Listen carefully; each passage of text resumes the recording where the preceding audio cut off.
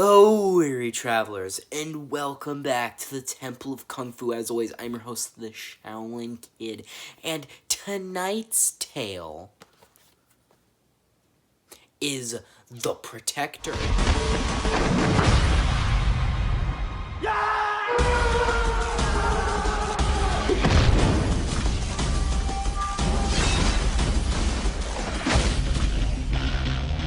Kill him.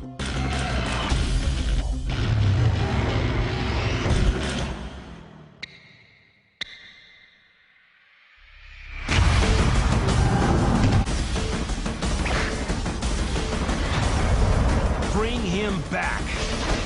On box Tony Jaa is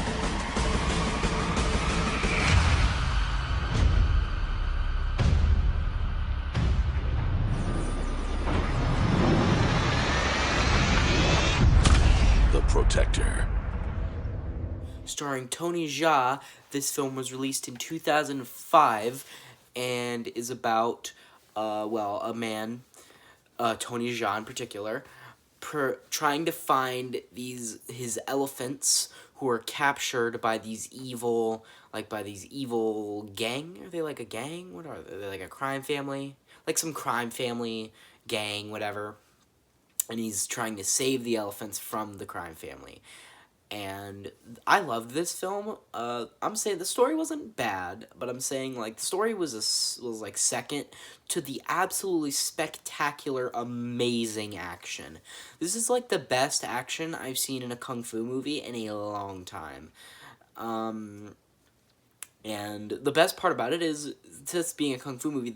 The action is all over the thing, right? So like there's never one scene like all the action scenes are unique. Every single action scene is amazingly choreographed, like so well done, and there are so many takes in this movie that are just like 10 minutes of Tony Jaa just kicking ass, just beating the shit out of people, throwing them off balconies, throwing them through shit, kicking them in the face, kneeing them in the face. It is spectacular, and like he flies all over the place, like he jumps all over, and he can like fly into people, and there was no wire work in this movie, not one bit of wire work.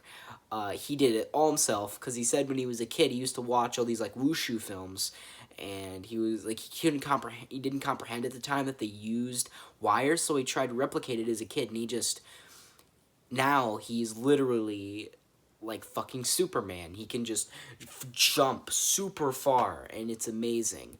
Like, all the shit that he does is insane, and every fight scene has a highlight. Every single fight scene has something of note. If not, the entire goddamn fight scene is a highlight.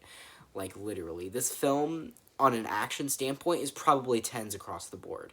Like, I don't have anything to complain about the action. But I think I don't really have gripes with the story that much. It's simple, like every kung fu story should be. I don't think a kung fu storyline should be that complicated. Because, I say this all the time. It's all about the action, That's why you watch a kung fu film. And that's why I love kung fu films, is because of the amazing action. And this movie made me realize, holy fuck, Tony Jaa is fucking amazing. Like, I knew who he was. I didn't really watch many movies with him, though. But now I'm like, I want to watch way more Tony Jaa movies because of this. Because if he's the choreographer, fuck yeah, I want to watch this movie. Like, if I see Tony Jaa as a choreographer in a movie, I'm like, oh yeah, I'm watching that one. But yeah. If you want to watch, like, a good action movie with intense, great action scenes and a decent story to boot, this is for you. Like, I could not recommend this movie enough. If you're a fan of kung fu films, fan of action films, could not recommend this film enough. It is just, I'm just gushing over how much I fucking adore this movie's action. Like, it's so well done. It's so well shot, too. Like, you can see what's going on. And it's just like, there's a scene, I don't know, maybe I could, but spoiler alert for all the action scenes. I might spoil some action scenes for that. I think it's better to experience all these scenes, like, blind. You go in and you don't know what you're going to expect. I think it's the best way to experience the fight scene. So, spoiler alert, if you don't want to get spoiled, go out, watch the movie, then come back. But anyway, there's a scene near the end of the movie where Tony Jaa is like fighting all these like minions of the evil, like the evil leader lady. She's like the leader of this crime family after she like killed two of her family members to become the leader of her family. She's pretty ruthless. But she like sends all these minions to fight Tony Jaa, and he just keeps kicking their ass and breaking their arms and breaking their hands and their foot and their legs, and he keeps not literally like killing their necks, but he keeps like bending their necks back and like spraining their necks. That's what it sounds like, and he keeps just demolishing them for like 10 minutes straight. Maybe I'm over exaggerating the 10 minutes, but it feels like a long time. He's just fighting all these guys and breaking their bones and throwing them onto the floor. And by the time the scene is over, there's just so many guys on the floor writhing in pain, and he just walks away. And then there's this big dude, Nathan Jones, who is a professional wrestler. He didn't have a very good career. He was actually a bit of a joke. But he was in the movie, and honestly, the character he played, he did great with what he was given. He didn't actually like have any lines of dialogue, because he didn't need lines of dialogue. Did he? I don't think he had. Maybe he had like 2 lines of dialogue in the movie, but I can't quite remember. But he didn't need dialogue. He was like the big monster that Tony Jaa was going to defeat, and he did. I think one problem I had with this movie is that I think the villains didn't get what they deserve. Like, a lot of them didn't really get punished enough. Like Johnny, this evil guy, he like would cut up and murder innocent animals and feed them to like evil rich fat cats, and he would also like he had like a human trafficking thing going on, and he's like a terrible guy, and then he runs away from Tony Jaa, and we never see him in the movie again. Like, Tony Jaa beats his ass, but like, I feel like he should have died. You know, I think the problem with this movie is that they don't want to kill the villain. I mean, the one villain they kill is the evil lady. She is definitely dead. But, I feel like more villains deserve to die, though. Like, Tony Jaa kicks their ass, yeah, but did they really learn their lesson? I think killing them would be better. And Nathan Jones doesn't get killed either. He just whoops his ass, and he's just kind of, like, on the floor. There's a lot of villains in this movie. You know, it's kind of like a video game. Like, there's so many, like, boss fights that Tony Jaa has to go through. And he never kills any of them, except for the, like, evil boss lady, as I said.